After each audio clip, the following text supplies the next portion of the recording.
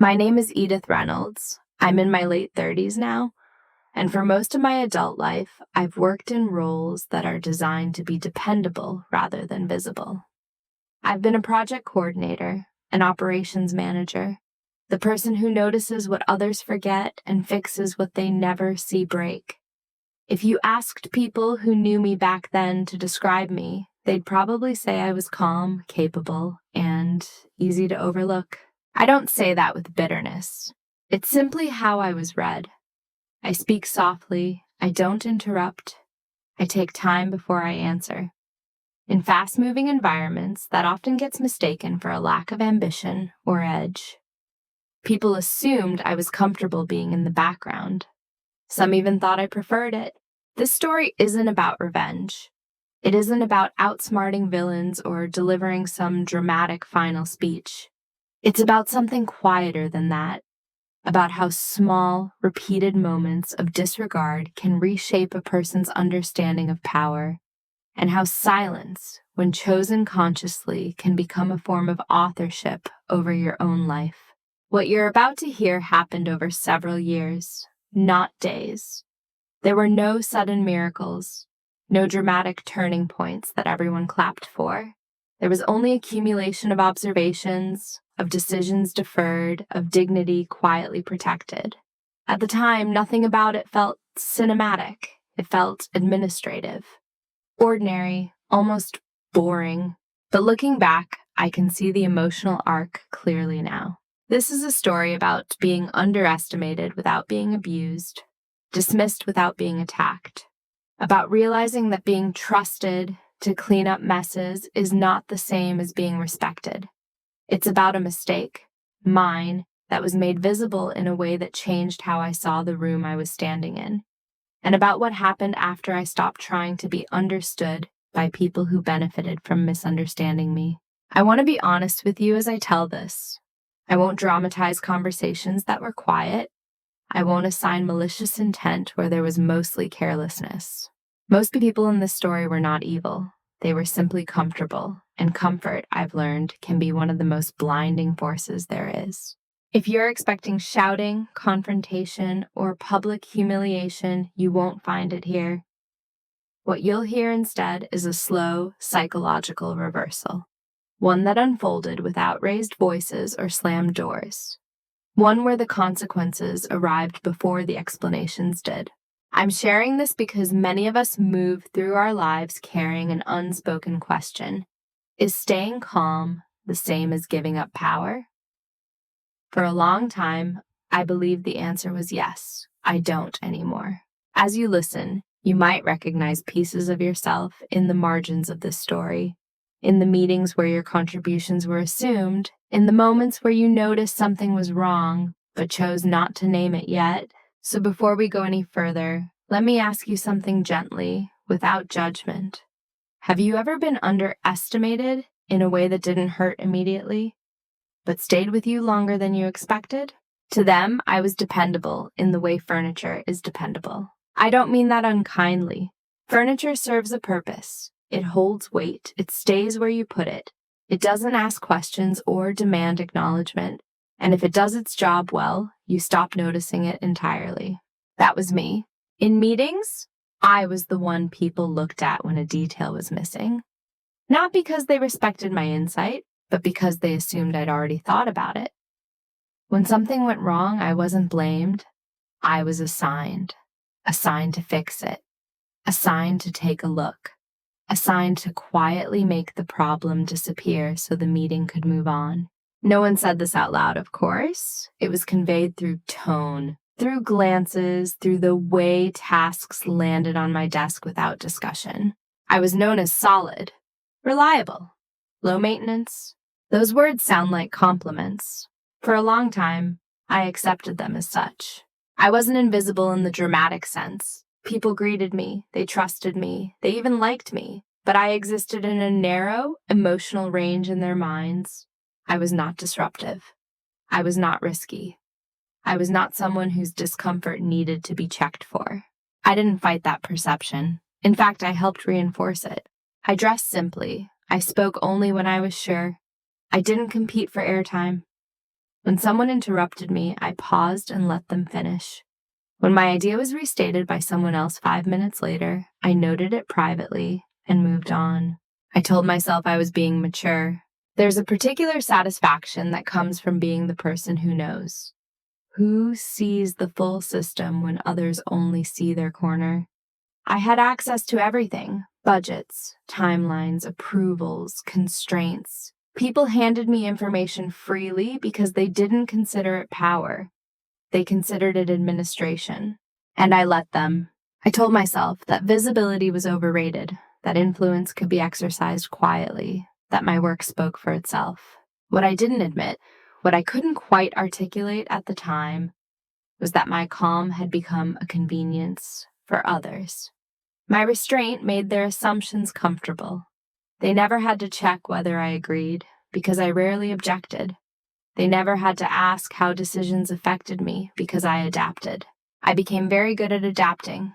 If someone forgot to include me in a meeting that directly affected my work, I'd catch up afterward. If a deadline was moved without consultation, I'd rearrange my schedule. If praise skipped over me and landed on the person who presented the final result, I'd tell myself it didn't matter.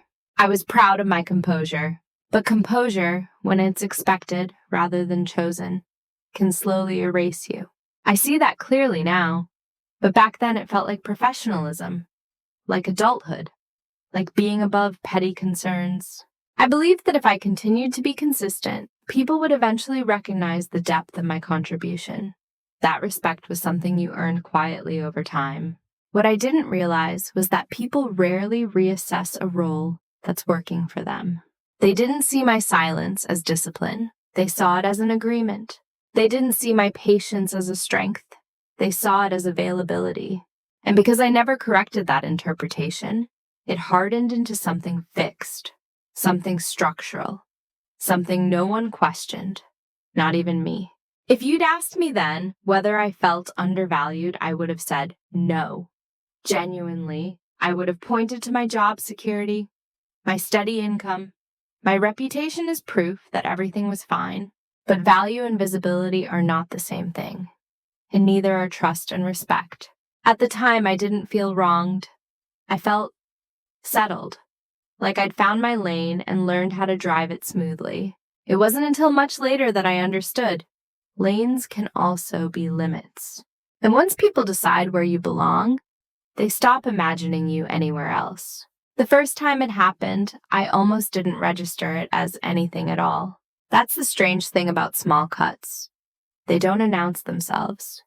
There's no sharp pain, no clear moment where you stop and think, something just changed. It's only later, when you notice yourself touching the same spot again and again, that you realize something broke the surface. For me, it happened on an ordinary Tuesday morning. We were in a weekly operations review. Nothing dramatic, nothing high stakes. I had prepared the workflow summary as I always did. It was detailed, accurate, and already circulated ahead of time. I remember that clearly because I'd stayed late the night before to double-check a dependency no one else had flagged. Halfway through the meeting, one of the senior managers frowned at the screen. "This doesn't look right," he said, tapping his pen against the table. "There's an error here." He didn't look at me when he said it. He looked at the room. I leaned forward slightly and said calmly, "If you're referring to the third milestone, that change came from the vendor update last Friday. I noted it in the comments." He waved his hand, not dismissively, but decisively. Right. Still, we can't have mistakes like this circulating." Mistakes! The word hung there, heavier than it needed to be. No one challenged it. No one asked for clarification. No one opened the document to check. The conversation moved on, and I made a quiet note to follow up afterward, like I always did. At the end of the meeting, as people gathered their laptops and coffee cups, the same manager smiled at me. "Can you clean that up and resend?" he asked. "Just so it's clearer." I nodded. Of course. It wasn't the task that stayed with me. It was the framing. Something accurate had been labeled sloppy in front of others. Not with anger, not with accusation, just casually. as if precision and error were interchangeable when attached to my name. Later that day, I forwarded the email thread showing the vendor change, highlighted the exact line, and sent it back with a neutral note. Confirmed this reflects the update received on Friday. He replied with a thumbs up emoji. That was it. No acknowledgement, no correction to the group, no my mistake. And that's where the cut happened. Not in the meeting, but in the silence afterward. Everyone else forgot about it immediately. Why wouldn't they? Nothing appeared to be wrong. The system kept moving. The task was resolved. From the outside, it looked efficient. But I noticed something shift inside me. I replayed the moment more than I wanted to admit. Not because I was angry, but because I was confused. I couldn't tell whether I'd done something wrong or whether the room had simply accepted an easier narrative. I told myself it didn't matter. That intent mattered more than phrasing. That correcting it publicly would have been awkward. That these things happen. All of that was true. What was also true, but harder to face, was that no one felt the need to be careful with how my work was characterized. The cost of mislabeling it was low. The risk of being unfair to me was negligible. That realization didn't hurt sharply. It settled slowly. In the days that followed, nothing changed outwardly. I did my job. People relied on me. The same manager asked for my input privately and trusted my judgment when it served him. But something had been established, a precedent, quiet and informal, that my credibility could be adjusted for convenience, and I would absorb the friction. I didn't confront it. I didn't even name it. I simply added it to an internal list, a list I hadn't known I was keeping until that moment. Not of grudges, of data. And once you start collecting data, you begin to see patterns forming long before anyone else notices there's a shape at all. After that first small cut, nothing exploded. No one raised their voice. No doors slammed. In fact, if you'd looked at my calendar or my performance reviews, you would have said things were going well. That's how normalization works. It doesn't announce itself as disrespect. It arrives disguised as efficiency. The moments started repeating in slightly different forms. A comment here, a glance there. A decision was made without looping me in, even though I'd be responsible for implementing it later. Someone else would present a summary I'd written, changing the wording just enough that my voice disappeared from it. Each instance on its own was defensible. I told myself that, repeatedly. I told myself they were busy. That hierarchy explained most things, that if I wanted more recognition, I could ask for it, that choosing not to ask was in itself a choice. And that last part was true, but incomplete. What I didn't see at first was how often my quiet accommodation was interpreted as consent, not just to the task, but to the framing. To the story being told about who did what and who was merely supporting. There was a meeting where a new initiative was announced, one I had helped design from the ground up. As the timeline appeared on the screen, someone asked, "Is this realistic?" The room went quiet for a second. Before I could answer, my manager said, "Edith will figure it out. She always does." People laughed lightly, not cruelly, comfortably. I smiled because that was expected of me. Inside, something tightened. She always does sounds like trust. And in a way it was. But it was also an erasure of authorship. The work wasn't seen as a result of judgment or planning. It was seen as a reflex, automatic, like a machine correcting itself. The more that narrative took hold, the more my silence became part of the system. I filled in gaps without flagging how often they appeared. I smoothed rough edges so no one else had to feel them. And slowly the baseline shifted. Requests became assumptions. Assumptions became expectations. Expectations became invisible obligations. If something went well, it was the team's success. If something faltered, it was an operational issue. And operational issues lived with me. I started noticing how often my name appeared only in follow-up emails, never in initial praise. How my calendar filled with quick questions that turned into half-hour consultations. How decisions that affected my workload were made in rooms I wasn't invited into. Still, I said nothing. Not because I was afraid, but because I believed in proportional response. I told myself it wasn't bad enough to address, that naming it would make me seem sensitive, that professionalism meant absorbing a certain amount of friction. There's a lie hidden in that logic. The lie is that enduring something quietly prevents it from happening again. In reality, it teaches people where the boundaries are, or rather, where they aren't. I began to anticipate dismissal before it happened.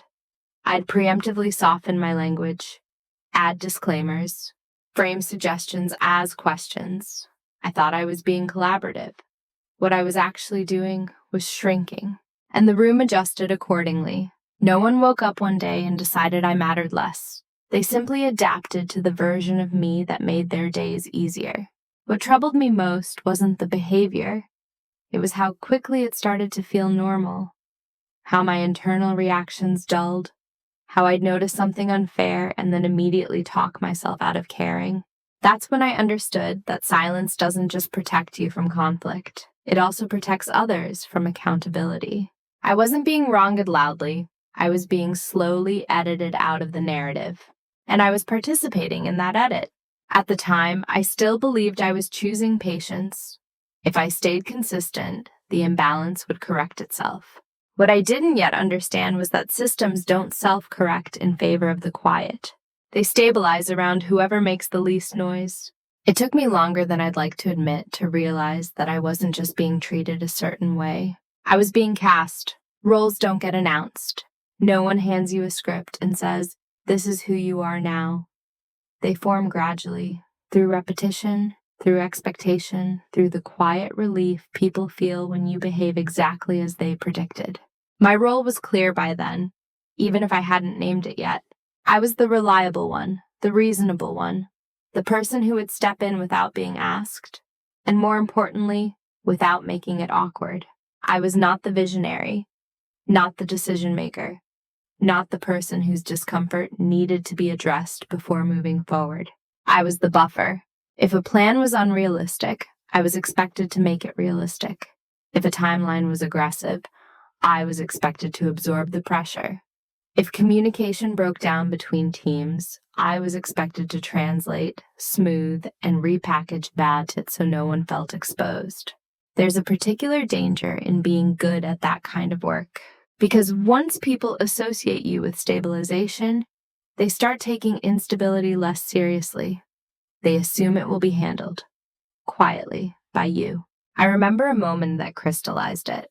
We were discussing a rollout that clearly exceeded our capacity. I had numbers, I had data. I knew exactly where it would break. I spoke up, calmly, respectfully, and explained the risk. The room listened, heads nodded. Then someone said, "Okay, let's proceed as planned and adjust as needed." Adjust. Everyone looked at me, not directly, not intentionally, but the expectation moved across the table like a current. You'll adjust it. And in that moment, I realized something unsettling. My objections were not being heard as boundaries. They were being heard as prefaces to extra work. I wasn't there to say no. I was there to make it survivable. That's when it became clear that my reliability had been reinterpreted as elasticity, that my calm had been mistaken for infinite capacity. I didn't push back, not then.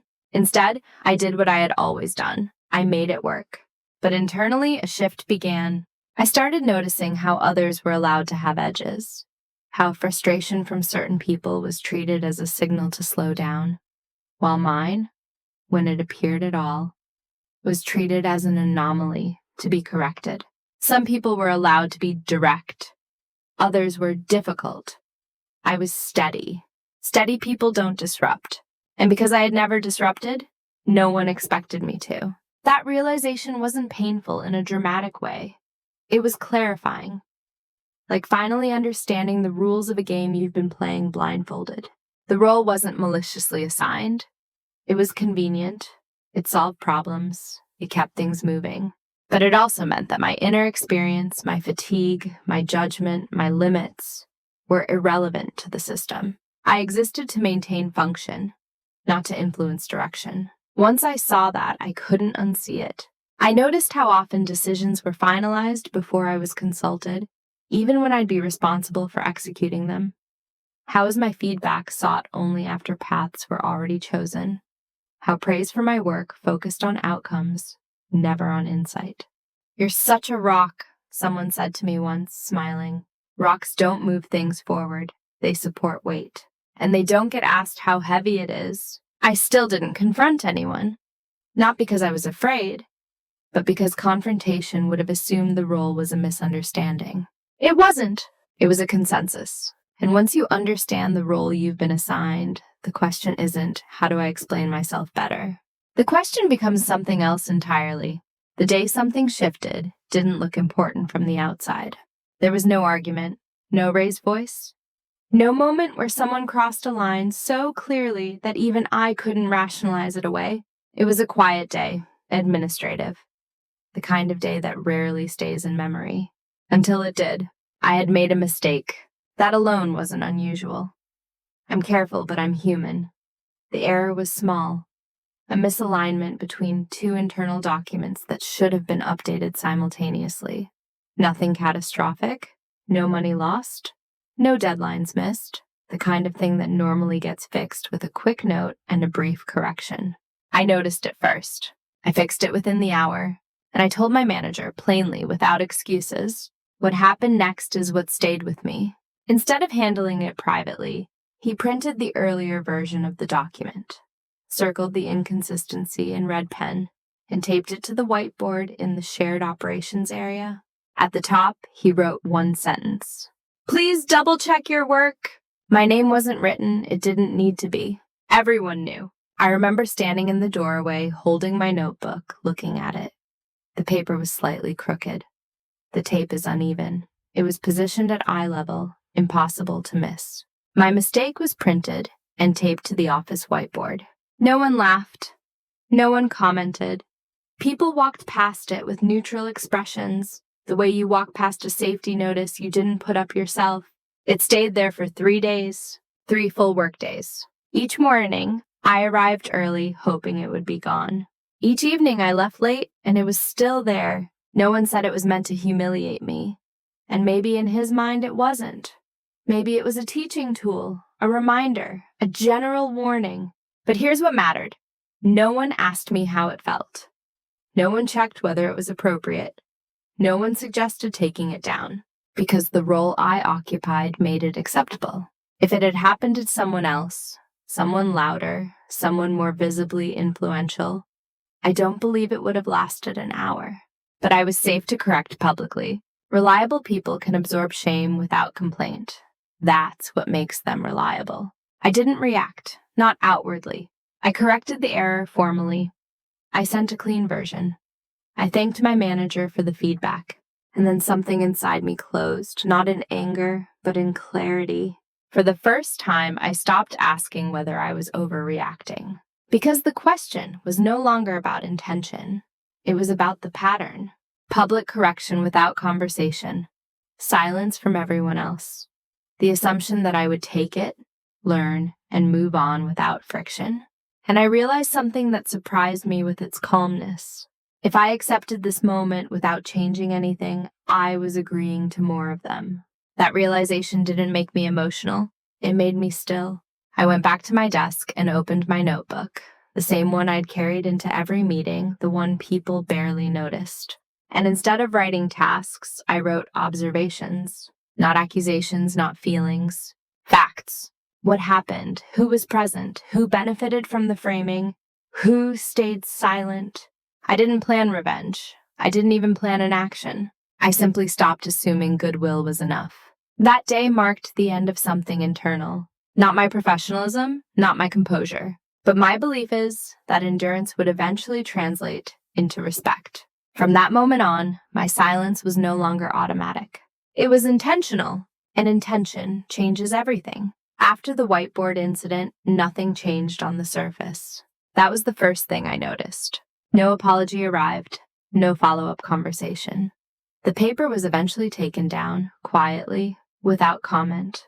Just another object removed once it had served its purpose. Work continued, and that was when I understood something important. Moments like that don't create discomfort for the people who initiate them. They create clarity for the person who receives them. I didn't become colder. I didn't withdraw. I didn't start documenting out of paranoia. I simply stopped volunteering pieces of myself for free. Before, my silence had been reactive. I stayed quiet to keep things smooth, to avoid conflict, to maintain professionalism. Now it was deliberate. I answered questions precisely instead of expansively. I stopped pre-solving problems that weren't yet assigned to me. I let small inefficiencies surface instead of absorbing them silently. Nothing I did was dramatic. In fact, most people wouldn't have noticed the change if you asked them directly.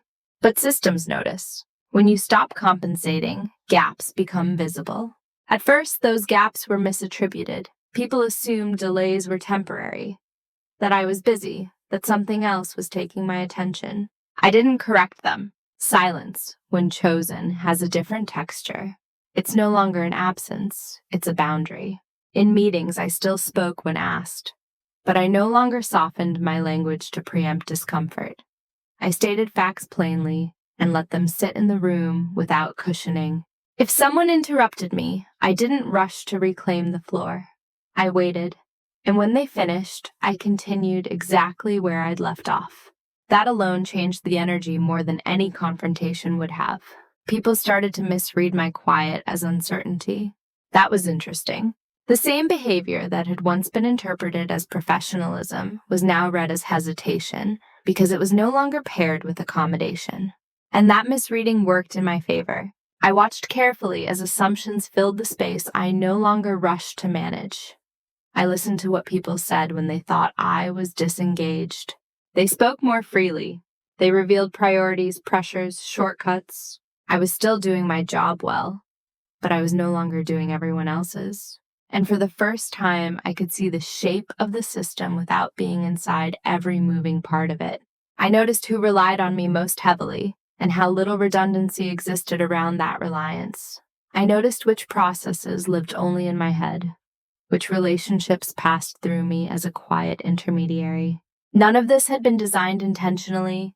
It had accumulated because I had made myself useful without making myself visible. Now I was visible in a different way. Not louder, just more defined. There were moments of discomfort, mostly internal. I had to resist the urge to jump in when I saw something heading toward inefficiency. I had to sit with the anxiety of letting others experience consequences I'd previously shielded them from. That was harder than I expected, but I reminded myself, allowing reality to be felt is not cruelty. It's honesty. No one accused me of changing, not directly, but the tone shifted. Questions became more specific. Requests are more formal. People started looping me in earlier, not because they respected my insight more, but because they could no longer assume it would appear automatically. And still, I said very little. I wasn't waiting for a moment to strike. I wasn't building a case for confrontation. I was observing. Silence had given me something I'd never had before in that environment. Leverage through understanding. And understanding, when paired with patience, doesn't rush. It prepares. When people assume you're quiet because you're passive, they stop paying attention to what you're actually doing. That's what no one noticed. They didn't notice that I had stopped improvising and started recording. They didn't notice that my notebook, once full of reminders and to-do lists, had changed in purpose. They didn't notice because nothing about my behavior signaled threat. I was still calm, still polite, still reliable, just no longer porous. What I began doing wasn't dramatic. It wouldn't have looked like preparation to anyone watching casually. It looked like an organization, like maturity, like someone finally getting serious about efficiency. In reality, I was mapping the system. I wrote down how decisions were made versus how they were explained, who approved what formally, and who influenced outcomes informally, where accountability was explicit and where it was conveniently vague. I noted timelines that were always optimistic and the same names that quietly corrected them later. I tracked which risks were acknowledged publicly and which were dismissed with confidence and handled privately by me. Most importantly, I noticed how information flowed. Who had access to what? Who relied on summaries instead of source data? Who trusted me not just with tasks, but with context? There is power in being the person people speak freely around. Because when they don't think you're strategic, they're honest. I listened when someone admitted they hadn't read a document before approving it. I noticed that when instructions were given verbally instead of in writing, I paid attention to how often my judgment was deferred to, without being credited. None of this was illegal. None of it was unethical on its own. But patterns are rarely made of single actions. They're made of habits, and habits create dependencies. I began to see how much institutional memory lived with me, not because I hoarded it, but because I'd been the one steady enough to carry it without complaint. Processes had been built around my presence without anyone realizing it. Workarounds existed because I existed. Safeguards had never been formalized because they were assumed. That realization didn't make me feel powerful. It made me feel careful. I didn't change anything yet. I didn't document loudly or announce improvements. I didn't warn anyone. I just stopped being the invisible adhesive holding everything together. Instead, I began formalizing knowledge in ways that followed policy, but not convenience. I asked for approvals in writing. I requested clarity where ambiguity had previously benefited others. I stopped translating vague instructions into actionable steps without confirmation. Every request I made was reasonable, unarguable, and because of that, no one pushed back. They were too used to me smoothing things out to question why I'd stopped. What they never noticed was how much my earlier silence had protected them from exposure, from having to justify decisions, from having to own consequences. Now that protection was gone, slowly, quietly. I also noticed something else during this period, how little anyone checked on my internal state. No one asked if the whiteboard incident had bothered me. No one asked if my workload was sustainable. No one asked what I wanted next. That absence of curiosity told me everything I needed to know. I wasn't seen as a person whose trajectory mattered. I was seen as a function, and functions can be optimized or replaced without conversion. That understanding didn't harden me. It focused me. I began preparing not for confrontation, but for independence. Not dramatic exit plans, not ultimatums, optionality. I updated my records, clarified my role on paper, reviewed agreements I'd never had reason to read closely before. Still, outwardly, I remained exactly who they expected, which is why they never saw what was coming. Because preparation, when done quietly, looks exactly like compliance. And the people who benefit most from your silence are often the least prepared for what happens when that silence becomes informed. The reveal didn't come with adrenaline. There was no moment where I leaned back in my chair and thought, so this is it.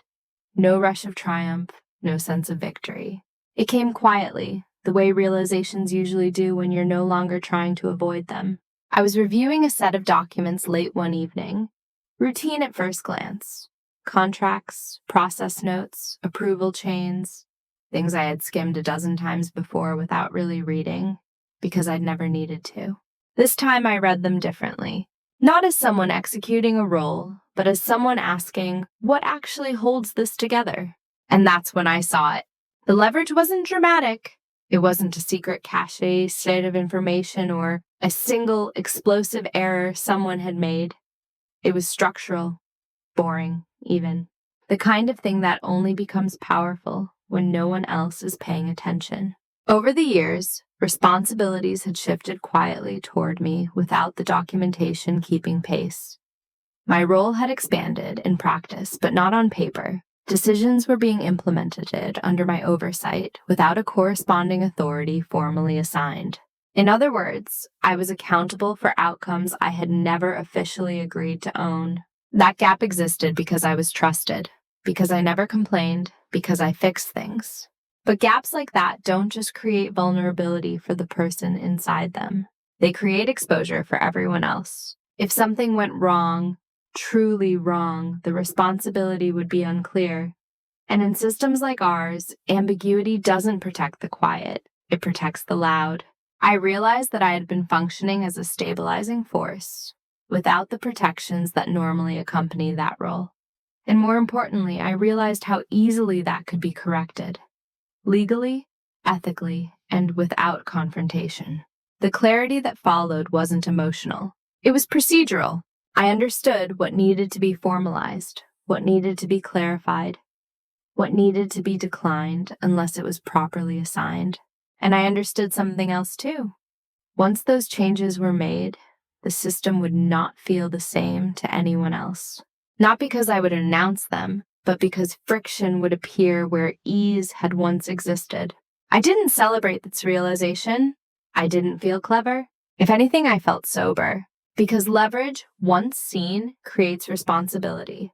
Not to use it recklessly, not to weaponize it, but not to ignore it either. Ignoring it would have meant consenting to the same conditions that had made the whiteboard incident possible. I wasn't willing to do that anymore. That night, I didn't take action. I closed my notebook, I shut down my computer, I went home, and I slept better than I had in months. Because for the first time, I wasn't confused.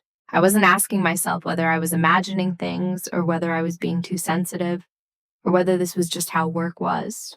I understood the system clearly, and clarity is grounding. Over the next few days, I moved slowly. I reviewed policies. I cross-checked expectations. I made sure every step I considered was reasonable, defensible, and aligned with the values I still cared about. I wasn't interested in exposing anyone.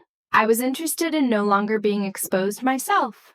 There's a difference. The private reveal wasn't about discovering power over others. It was about discovering where I had power over my own participation. And that distinction mattered. Because once you see that you have a choice, staying silent stops being virtuous. It becomes avoidance. I didn't know yet exactly how things would unfold. I didn't predict outcomes or imagine reactions. I only knew this. I would not continue as if nothing had changed. The system had benefited from my invisibility for a long time. Now it would have to adapt to my clarity, quietly. Clarity doesn't force action. That's something people don't tell you. You can see a situation perfectly and still choose to stay where you are. Understanding alone doesn't move anything. Decision does. And the decision I faced wasn't between staying or leaving, fighting or surrendering. It was subtler than that. I had options. I could ask for recognition, request a title change, push for formal authority that matched the work I was already doing. That would have been the most straightforward path and the most familiar. I could confront the whiteboard incident directly, name how inappropriate it had been, and demand accountability. That might have brought an apology. It might even have brought change. Or I could do nothing. Continue as I was, now with better emotional boundaries. Accept the role, accept the cost, and let the clarity be internal only. Each option had merit, and each would have kept me visible in the same way I had always been. Reactive, explanatory, positioned within the existing narrative. What I realized, sitting with those options, was that all of them required me to ask for something. Recognition, understanding, permission. I didn't want to ask anymore. Not because asking is weak, but because in this system, asking would have reinforced the idea that my value was negotiable. The irreversible option wasn't loud. It didn't involve confrontation or ultimatums. It involved restructuring my participation so that my presence was no longer assumed. That meant formalizing boundaries in ways that couldn't be smoothed over with goodwill. It meant aligning my responsibilities with documented authority, or declining them. It meant letting go of the identity I'd built as the person who always made things work, even when they shouldn't have. I knew once I did that, there would be consequences. Not dramatic ones, not immediate ones, but real ones. People would feel friction where there had been ease. Delays where there had been shortcuts. Accountability where there had been diffusion, and they wouldn't like it. But here's the part that made the decision irreversible. Once the system adjusted to my absence as a buffer, there would be no returning to invisibility. I wouldn't be able to quietly step back into the old role, even if I wanted to. I thought about the version of myself who would stay quiet and endure, who would tell herself it wasn't worth the trouble, who would prioritize stability over dignity. I didn't judge her. She had gotten me this far, but she wasn't who I wanted to be anymore. So I chose the option that didn't require permission, the one that couldn't be undone with an apology or a promise, the one that asked the system to meet me where I actually was, or expose the fact that it couldn't. I didn't announce this decision. I didn't share it with anyone. I simply began acting in alignment with it. That's how irreversible decisions usually look at first. Small, boring, procedural, and once they're in motion, they don't need defending. They just need consistency. Once the decision was made, I didn't feel urgency. That surprised me. I had expected a kind of nervous energy, maybe even fear. Instead, what I felt was steadiness, the kind that comes when you stop rehearsing conversations you'll never have. Moving in silence didn't mean hiding. It meant acting without explanation. I began with structure. I reviewed my responsibilities line by line and compared them to what was formally assigned to me. Wherever there was a gap, where expectation exceeded authority, I corrected it quietly, not with arguments, with the process. I sent emails that asked for confirmation before proceeding. I declined to move forward on tasks that lacked documented approval. I requested a written scope where there had previously been verbal assumptions. Every message was polite, professional, unemotional, and because of that, they were difficult to challenge. At first, people assumed I was being thorough, detail-oriented, careful. No one objected. But what they didn't realize was that I had stopped absorbing risk on their behalf. Things that once moved quickly now required alignment. Decisions that used to slide through are now paused for clarification. Not long pauses, just enough to be noticed. Still, no one connected it to me. Systems don't like sudden change, but they tolerate gradual resistance surprisingly well, at least at first. I also stopped filling in gaps proactively. If someone forgot to loop me in early, I didn't compensate by working late. If a dependency was overlooked, I flagged it formally and waited. If something broke because it hadn't been thought through, I documented it instead of fixing it silently. Nothing failed catastrophically, but the effort required from others increased. That effort had always existed. It had simply been hidden inside me. Meanwhile, I kept my demeanor exactly the same. I smiled, I listened, I took notes. I didn't warn anyone that consequences were coming, because I wasn't delivering consequences. I was removing insulation. There's a difference. People often think power shows up as force, but in professional systems, power often shows up as absence. The absence of unpaid labor, unacknowledged judgment, uncredited foresight. An absence when it's new is unsettling. I noticed small signs before anyone said anything outright.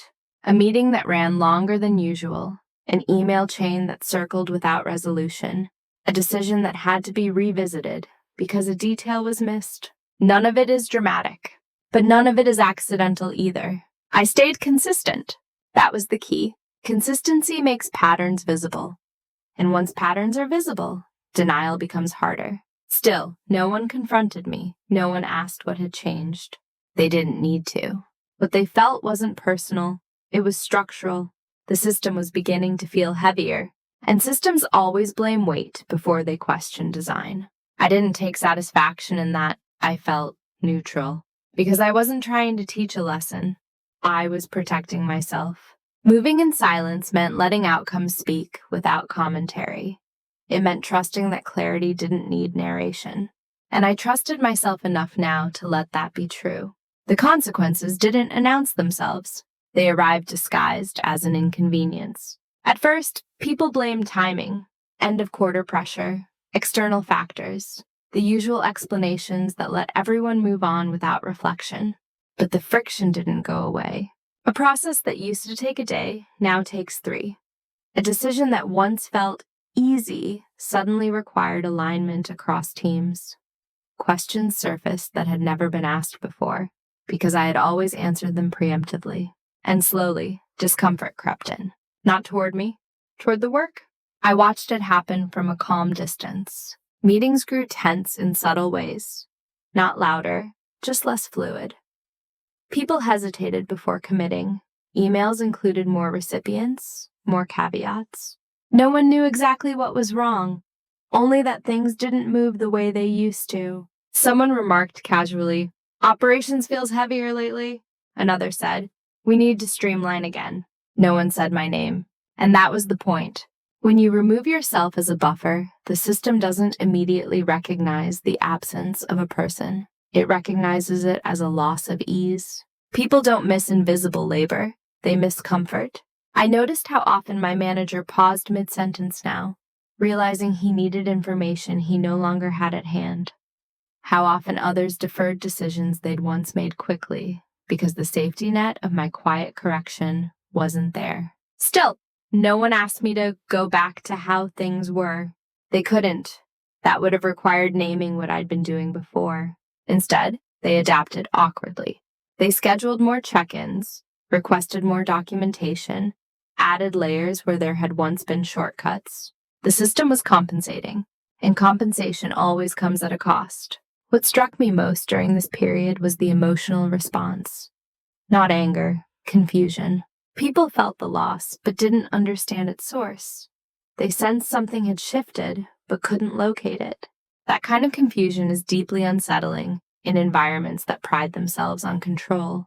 I remained steady. When asked for help, I helped, within a defined scope. When asked for opinions, I gave them, clearly, without hedging. I didn't withhold competence, I withheld sacrifice. And that distinction mattered. One afternoon, I overheard someone say, "It's like we're missing something, but I can't tell what." I could have explained. I didn't. Because explanation would have turned a structural issue into a personal one. It would have framed the consequences as my choice, rather than the result of how things had been arranged. Letting the system feel itself was more honest. Eventually, the inconvenience became noticeable enough that it reached leadership. Not as a complaint, as a concern. Efficiency was down, alignment was off. Things felt brittle. They didn't know where to look yet, but they were about to. When leadership finally noticed, their first instinct was not introspection. It was optimization. That's what organizations do when something stops working. They look for tweaks, not truths. They assume the structure is sound and that a few adjustments will restore comfort. More meetings were scheduled. New frameworks were proposed. Consultants were mentioned in passing. Still, no one named the real issue. Because naming it would have required acknowledging that a person, not a process, had been absorbing complexity for years without recognition or protection. And that's a harder thing to admit. By the time questions reached me, they were already framed around fixing symptoms. Can we speed this up? Is there a workaround? What would it take to get back to baseline? Baseline. The word landed heavily. Baseline wasn't a neutral state. It was a condition built on my unacknowledged labor, on my silence, on my willingness to make things work regardless of cost. I answered carefully. I explained what would be required now. Documented authority, clarified scope, and realistic timelines. The same things I'd been informally providing all along, only this time visible. The room went quiet. Not resistant, just unsettled. Those requirements weren't unreasonable, but they were inconvenient. They required the redistribution of responsibility. They required people to make decisions they'd previously floated. And most importantly, they required acknowledging that the old way hadn't been sustainable. That's when I saw it in their expressions. Regret. Not for what had been done, but for what could no longer be undone easily. Because by then, the system had already adjusted to my boundaries. Workflows had changed. Habits had shifted. Expectations had recalibrated. You can't simply go back once a system has felt the absence of an invisible support. Even if I wanted to return to the old role, and I didn't, it wouldn't have restored ease. It would have introduced inconsistency. Someone asked tentatively, "Could we just try it the old way again, temporarily?" I didn't say no. I said, "That way depended on assumptions we've already outgrown." That was the moment they understood. Not fully, but enough. Fixing it now would require something more disruptive than the discomfort they were experiencing. It would require reassigning authority, redefining roles, admitting oversight, and organizations, like people, often delay change until avoidance becomes more painful than action. We weren't there yet, so instead of fixing it, they adapted around it, which meant the weight shifted. Unevenly, imperfectly, but it shifted. Some people struggled, some grew, some resented the change without being able to articulate why. No one blamed me directly, but the ease that had once existed was gone, and it wasn't coming back. Not because I had taken something away, but because it had never truly existed without cost. Too late to fix it meant too late to pretend it had been fair.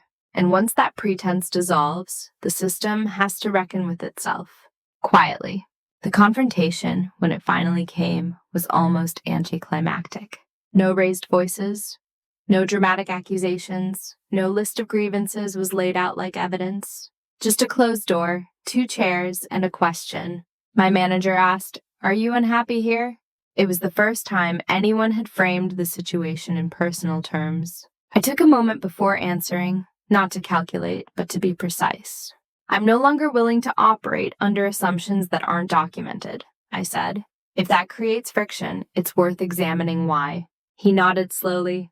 He didn't apologize, not directly, but his posture changed, less defensive, more careful. He mentioned the whiteboard incident, not as an accusation, but as context. He said it might have landed differently than intended. I didn't argue with that framing.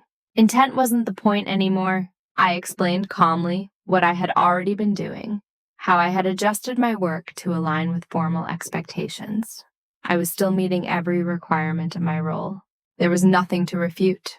That's the thing about quiet boundaries. They're hard to challenge because they don't accuse. They simply exist. He asked what I wanted. I told him the truth. "I want clarity," I said. "In scope, in authority,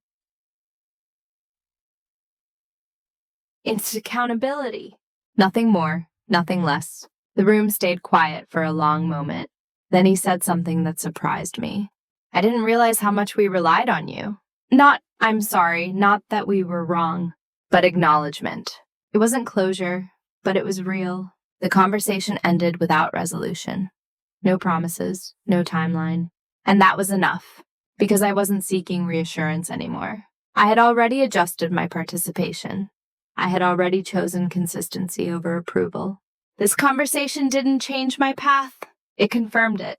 I didn't leave that job immediately. That's important to say. There was no dramatic exit, no resignation letter written in a moment of catharsis. I stayed long enough to see the new shape of things settle, long enough to confirm that what had changed was not temporary. And in that time, I noticed something unexpected. I was calmer than I had ever been there, not because everything was perfect, but because I was no longer split. Before, there had always been a quiet tension between what I noticed and what I allowed myself to name, between what I carried and what I was allowed to acknowledge. That tension is exhausting, even when you're good at hiding it. Now my internal and external lives were aligned. I did what my role required, nothing less, nothing extra. And because of that, I was finally visible to myself. I stopped defining my value by how smoothly things ran around me. I stopped measuring my worth by how little trouble I caused. I was still dependable, still thoughtful, still calm. But those traits were no longer offered as sacrifices. They were choices. People interact with me differently now, more carefully, more directly. Some with appreciation, some with distance. Both were fine. The ones who had relied most heavily on my silence struggled the most. Not because I had changed into someone else, but because I had stopped compensating for what the system had avoided addressing. And that wasn't my burden anymore. I learned something essential during that period. Being respected is not about being liked. It's about being legible. When people understand your boundaries, they may not love them, but they can't pretend they don't exist. I also learned that quiet dominance isn't about control. It's about authorship, about deciding, consciously, how you participate, what you carry, what you refuse to absorb without consent. I didn't become harder. I became clearer, and clarity has weight. Eventually, opportunities opened that would not have been available to the version of me who stayed endlessly adaptable. Not because the world suddenly rewarded me, but because I could finally recognize offers that were aligned with who I actually was. I no longer needed to be the invisible stabilizer. I could be the person whose presence was intentional, and if that meant fewer rooms, fewer assumptions, fewer unspoken expectations, so be it. I wasn't interested in being everywhere anymore. I was interested in being exact. When I look back now, I don't frame this story as a victory. There was no moment where the balance tipped and everything felt fair. No scene where someone finally said all the right words. No emotional payoff that wrapped things up neatly. What there was instead was alignment. For a long time, I believed that being calm meant being accommodating, that professionalism meant endurance, that if I absorbed enough discomfort quietly, it would eventually be recognized as strength. I was wrong about that.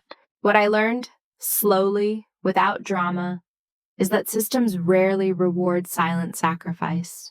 They normalize it, they build on it, and then they forget it was ever a choice. The whiteboard wasn't the harm, it was the evidence. Evidence that my dignity had become negotiable because I had never made it explicit. Evidence that my silence had been read not as restraint, but as availability. And here's the part that matters most to me now. No one stole my power. I gave parts of it away, incrementally, in the name of ease. That doesn't make me weak, it makes me human. Many of us are taught, especially those who are competent, calm, and reliable, that being low friction is a virtue, that making things work quietly is maturity, that asking for clarity is somehow asking for too much. But clarity is not aggression. Boundaries are not punishment. And silence is not always grace. Sometimes silence is simply an unchosen habit. Quiet dominance isn't about making others feel small. It's about refusing to make yourself smaller for the sake of comfort, yours or theirs. I didn't win by confronting anyone. I didn't win by exposing flaws or demanding apologies. I won by choosing authorship over endurance, by deciding that if a system depended on my invisibility to function, then it didn't deserve my silence anymore. If there's a moral here, it's not speak up sooner or never trust anyone. It's this: pay attention to what your calm is being used to protect. If it's protecting your values, your boundaries, your sense of self, that's strength.